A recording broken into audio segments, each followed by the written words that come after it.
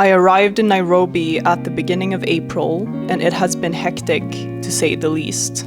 Yet it has also had a calming effect on me. I've spent less time in my head anxiously overthinking, and more time being in the moment, exactly where I'm supposed to be. I was a little bit nervous, but mostly excited to finally be on my way to Kenya. The first flight went to Amsterdam from Copenhagen, and it was very quick. The second one, though, to Nairobi, took quite a toll on me. I didn't eat much, which was a mistake, because I ended up feeling tired and nauseous the first 2 days after my arrival.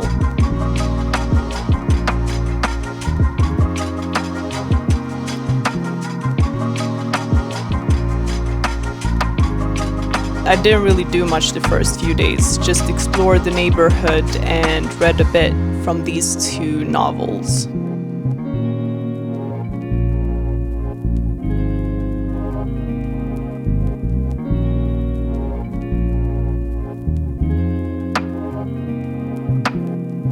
On the third day, Gracie took me to the CBD.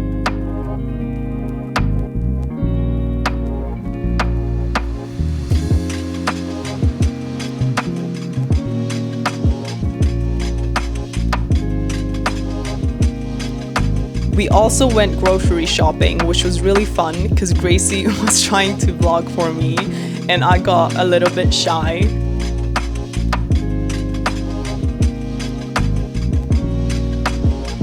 We got veggies and meat, but the main purpose of going to the supermarket was to look for lactose-free milk, which I actually found, so I was very happy about that.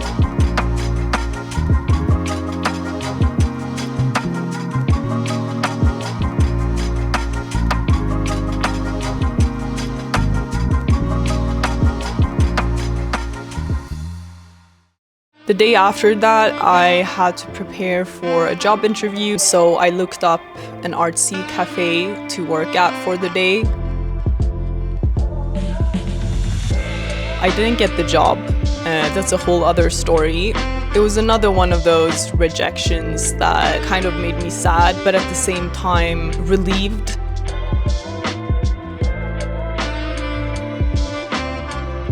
I ate some waffles with ice cream and a lot of berries.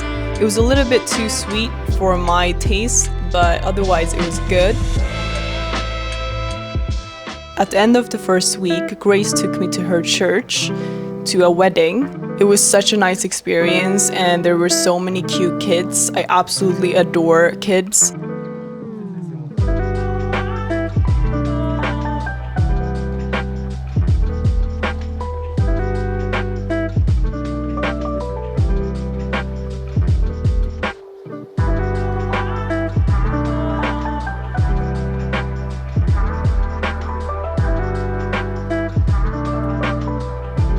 Afterwards, we met up with one of Gracie's friends, Winnie, and we went to dinner in town and just hung out the rest of the evening.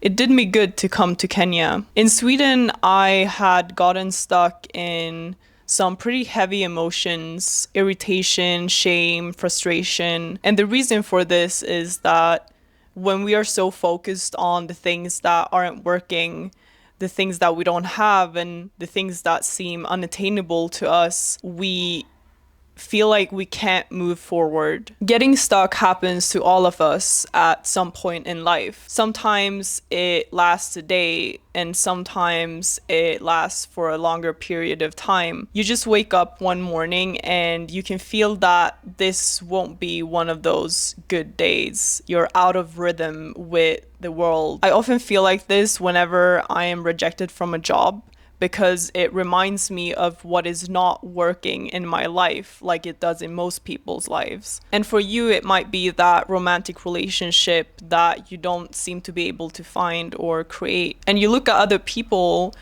and you just have this longing in you, but you know that for some reason it's not appearing in your life right now. And we can get very impatient in those kinds of moments, start comparing ourselves to other people and their journeys in life. And it makes us feel like we have fallen behind and that we are lost and completely directionless. It always seems so cliche to point out that all of us have their own path in life, our own journeys, and that it won't make you feel better to identify all the differences that makes you feel inferior to other people. On the days that I feel like this, I'm not enough, that I should be somebody else or doing things a different way, I do a meditation, a gratitude meditation, and the first thing I do is always to bring up an image of my siblings. It doesn't take me long to feel that strong and deep love, and suddenly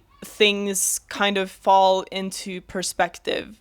I can see things from another point of view because my inner state is so nourished by this love. It kind of decreases the frustration and the shame and feeling like we are so embarrassed and ashamed of ourselves. So usually in these gratitude meditations, you're supposed to think about several people that you love and hold dear. But I rarely get past my siblings before I start crying and just thinking about the fact that I'm so lucky to live at the same time as they are living. And although this can help a lot on the worst of days, I think that there is also a point in actually changing your life radically. In as much as the love in that moment can help us put things in perspective,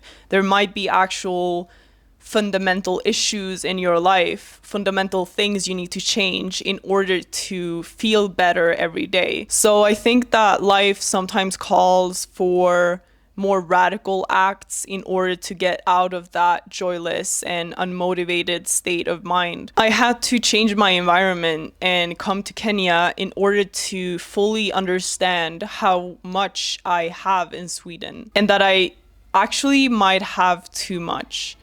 I'm not saying that there aren't any issues in Sweden and that my life is somehow perfect there. I'm only saying that the more you have, the less you are able to problem solve, the less motivated you will feel, and the less appreciative you become of the things you have because the grass is always greener somewhere else.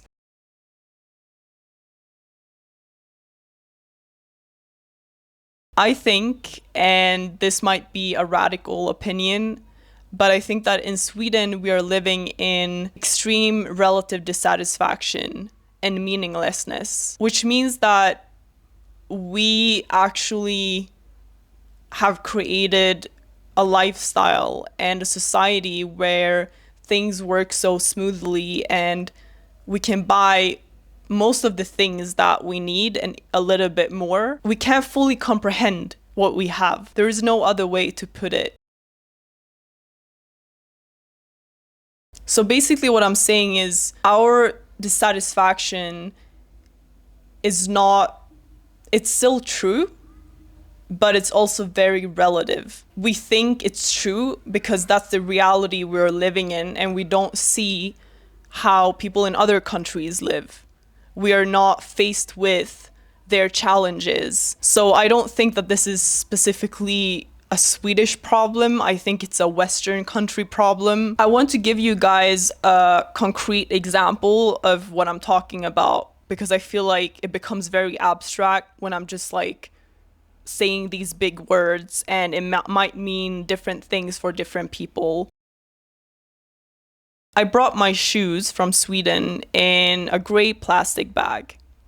And this is the only one I brought. This is the only one I have. Both here and in Rwanda, they don't really use plastic bags. I can't buy new ones, so that's why I take care of it. And it means that when I've used it, I will wash the plastic bag with soap. Unless there are holes in it, I'm not gonna throw it away. Meanwhile, in Sweden, I would have thrown it out as soon as it smelled weird or it got a little bit dirty. I wouldn't keep it. This is just one simple example of how little most of us value the resources that it takes to make that plastic bag or any kind of product that we buy. We just take them for granted. I think that's partially also the reason to why we're so bad at recycling and reusing things in Sweden, because we don't understand how long of a process it is to have that thing in our hands. And so coming to Kenya has been an eye-opening experience. Sometimes we need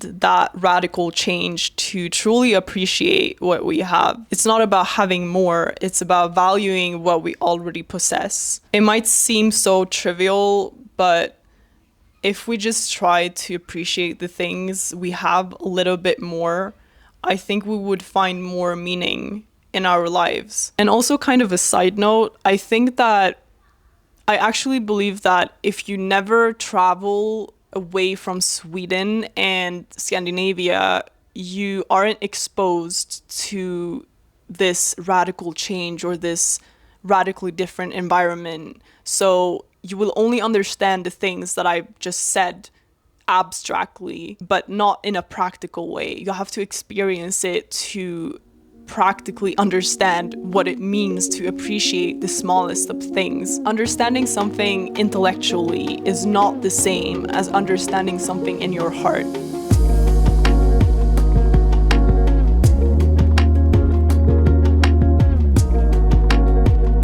The second week we went to Italy, I was kind of confused by the name because I thought it was going to be spelled like ISLI, but it's actually Eastlay, but nobody says that, so.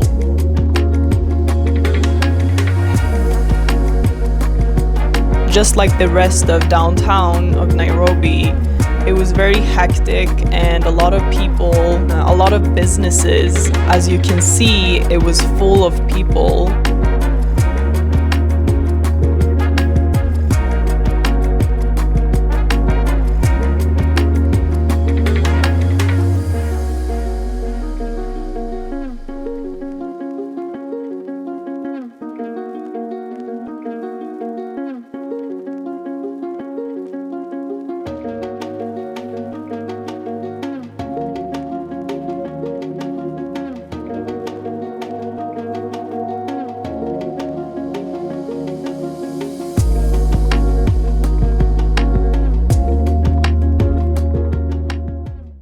I really hope the sound is working. So welcome to my little fortress. I build it every night and I take it down every morning. I love sleeping here. I love sleeping on the ground in general. It just makes me feel closer to earth. It's amazing. What I love about sleeping here is this.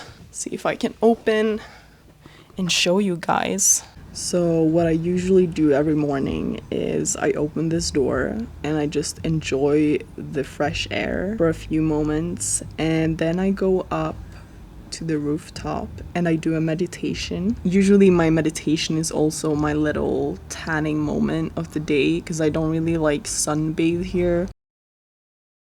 I think it's easy to fall into the trap of always trying to maximize your travels, like getting the best views, going to the best locations, finding the most beautiful Airbnbs. But I think it's crucial to be able to enjoy the smallest of things, because traveling is not, at least to me, it's not really about selling the most fantastic part of that country. I mean, this is fantastic to me, but like visually to other people, I feel like a lot of YouTubers are trying to just to like get the views, show you what is the most beautiful side of that country, and for me, it's not about that. For me, it's more valuable to be around locals and see how they live and just experience life more from their perspective than my own.